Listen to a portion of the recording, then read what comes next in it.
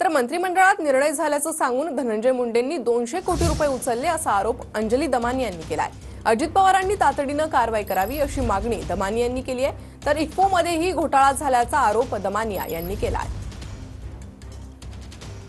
निर्णय नंबर 2 आहे 500 कोटी अतिरिक्त निधी मिळावा, म्हणजे हे सगळं सोडून आणि एक 500 कोटी मिळावा असा होता। आणि दुसरा जो निर्णय त्याच्यात अ ब क ड असं 4 गोष्टी आहेत, त्याच्यात कुठेही 200 कोटीचं नवीन आपण प्रस्ताव करतोय, त्याला शासन मान्यता देतोय असा शासन निर्णय झालेला नाही, मंत्रिपदाचा निर्णय झालेला नाही।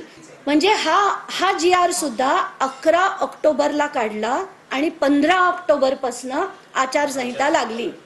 म्हणजे पुन्हा विधानसभेचा खर्च काढण्यासाठी हा घोटाळा, आधी लोकसभेचा घोटे काढण्यासाठी तो घोटाळा होता। अगदी 12 मार्चला झालं, 16 मार्चला डिस्बर्स झालं आणि लगेच आचारसंहिता लागली। धनंजय मुंडे असं मांडतात, त्याच्यावर GR काढतात आणि ते करून घेतात।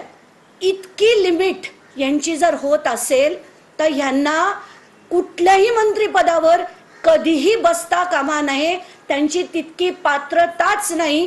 कारण इतका भ्रष्ट माणूस जो मंत्रिमंडळाचे निर्णय झालाय असं दाखवून जर भ्रष्टाचार करत असेल तर असा मंत्री यापुढे कधीही झाला नाही पाहिजे। कृषी तर नाहीच नाही, कधीही हा मंत्री झाला नाही पाहिजे अशी माझी थेट मागणी आहे। अजित पवारांनी आणि मुख्यमंत्र्यांनी आता तरी कारवाई करावी, कारण हे खोटे निर्णय दाखवून मंत्रिमंडळात कॅबिनेट बैठकीत झालेला निर्णय असं सांगून जर GR काढला असेल तर हे ॲब्सोल्यूट खोटं आहे।